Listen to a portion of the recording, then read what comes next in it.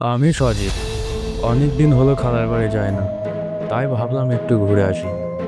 যদিও খালার বাড়ি খুব একটা দূরে নয়, কিন্তু কাজের চাপে আর এদিকে আসা হয়নি। গ্রামের শুনশান রাস্তা ধরে আমি এগিয়ে যাচ্ছি।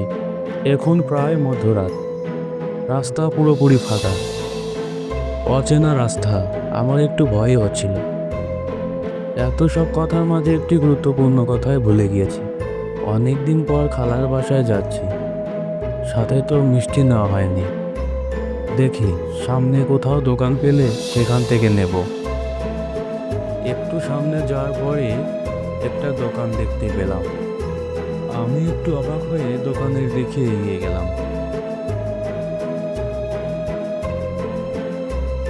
চাচা, এত রাতে আপনার দোকান খোলা রেখেছেন কেন? বাবা, গরিব মানুষের আবার সকাল আর বিকাল আছে, আমাদের সব সময় দোকান খোলা রাখতে হয়। না চাচা, আমি সেভাবে বলিনি। যাই হোক, আমাকে 1 কেজি মিষ্টি দিন। তা বাবা, তোমাকে তো চিনতে পারলাম না। তুমি কি এই এলাকায় নতুন এসেছো? আমাকে চিনতে পারবেন না, আমি এখানে খালার বাসায় বেড়াতে আসছি। তা বাবা, এত রাত্রে তোমার এখানে আসা উচিত হয়নি, এই জায়গাটা খুবই ভয়ানক। লোকটির এইসব কথায় কান না দিয়ে আমি সেখান থেকে মিষ্টি নিয়ে চলে গেলাম। আমি একটু সামনে এগিয়ে গিয়ে রাস্তা হারিয়ে ফেললাম।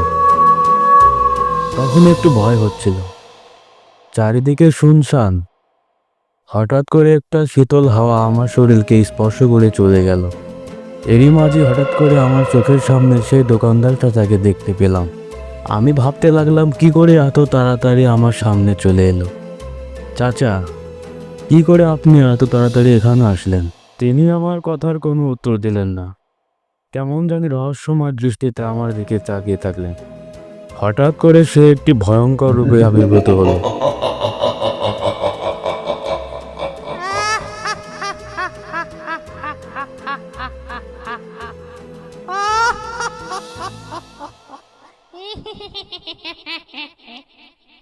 এইবারে তোকে খাবো অনেক দিন আমার তাজা গায়ের রক্ত হিম হয়ে যাচ্ছে। খাইনি। এই মুহূর্তে আমার কি করা উচিত আমি কিছুই বুঝতে পারছি না। এক মুহূর্তের জন্য মনে হচ্ছে আমি হয়তো আর বাঁচতে পারবো না। যখন দেখলাম চাচা আমার দিকে ছুরি নিয়ে এগিয়ে আসছে,